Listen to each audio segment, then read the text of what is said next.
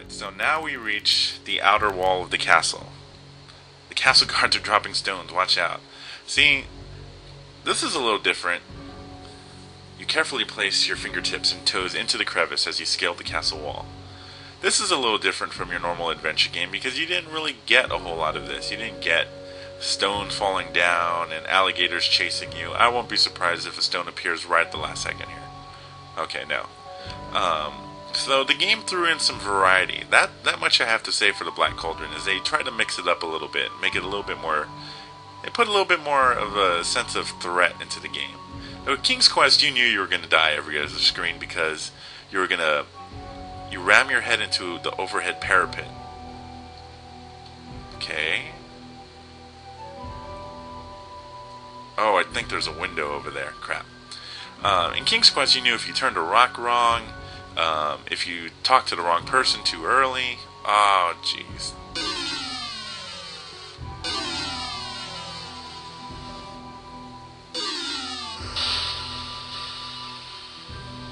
Well, at least they let me live.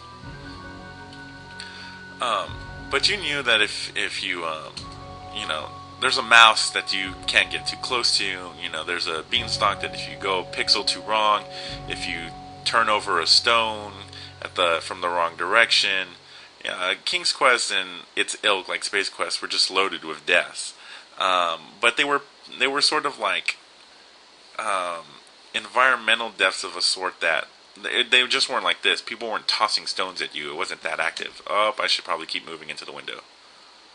Please tell me this is a window. It's not a window.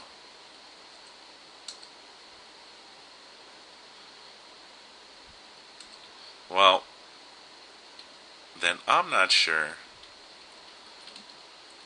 Alright, so confession time. I never did this part as a kid.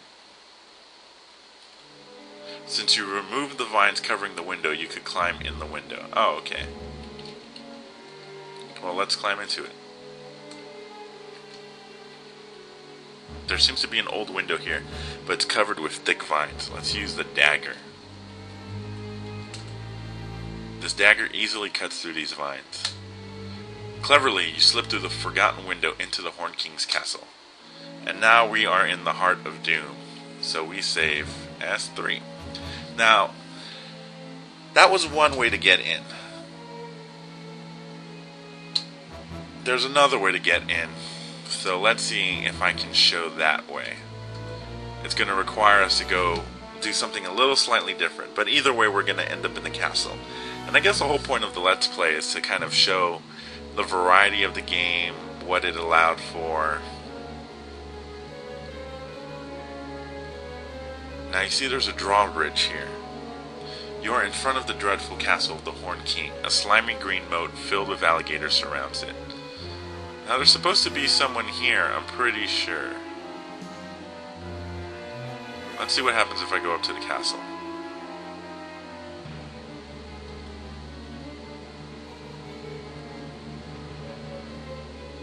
Well, maybe if I hide back here.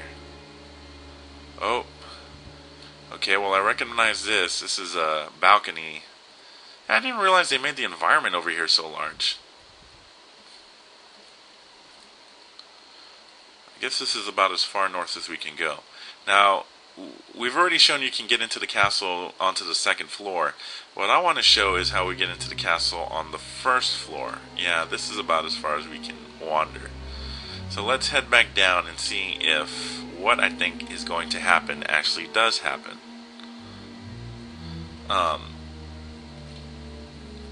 not sure you ever get to the Horned King's castle in the books. I'm not sure that this actually happens until basically the final book.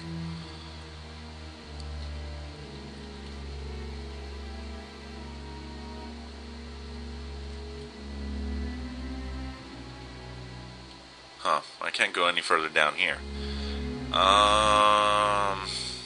Well, what I wanted to show is not happening.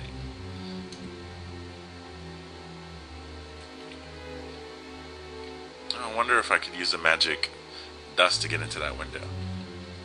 Well, let's exit the screen real quick and see if it happens. Nope.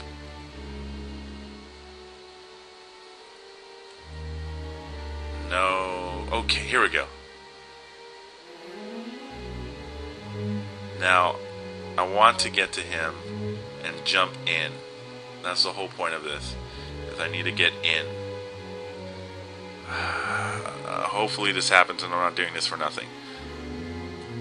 Gathering your courage, you leap into the rear of the wagon. The henchman continues into the castle without noticing you.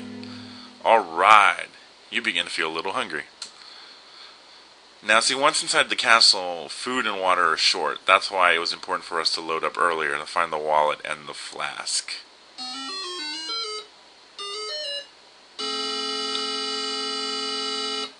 The henchman can't see you and leaves. So again, another good place to save. I don't know why I'm going to save it on a different one, since it doesn't really matter, since we're in the castle. Let's go ahead and do that. Let's get out. You leap from the wagon. You are in the central courtyard of the castle. The great chains of the drawbridge stretch over you, over your head. Well, this is the way to bring down the drawbridge whenever it's time to escape. I think. Apparently not.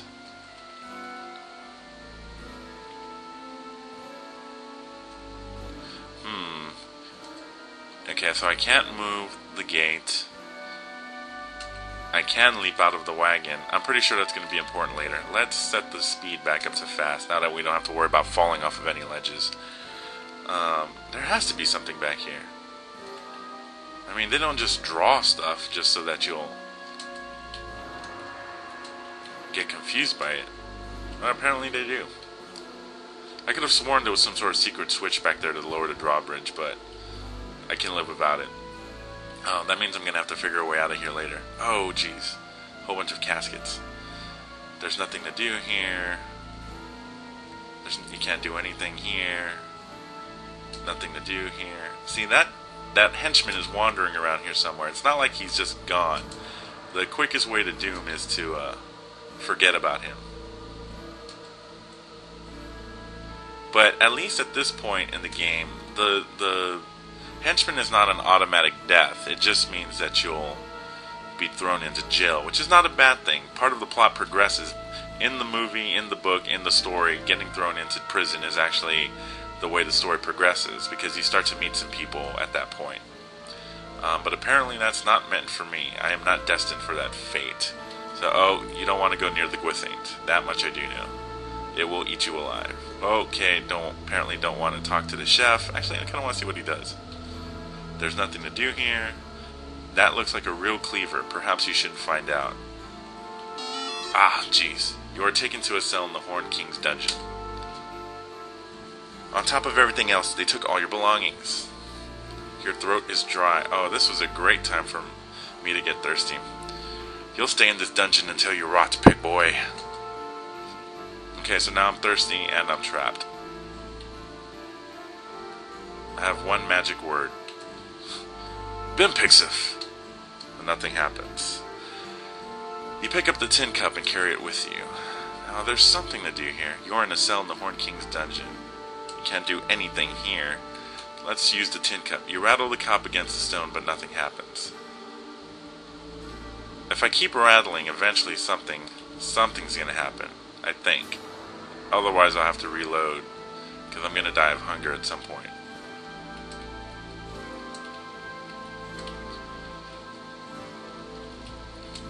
But there are a couple of characters that we still have yet to meet in the game that are in the books and in the movies. There's a princess that I can't remember her name. There's Flufluter Flam, who is the bard. Oh, I just heard something. You rattle the cup against the stones, but nothing happens. Okay, here we go. Suddenly, a flagstone slides back, and a hole appears in the floor. A strange glowing sphere pops into your cell. Let's go!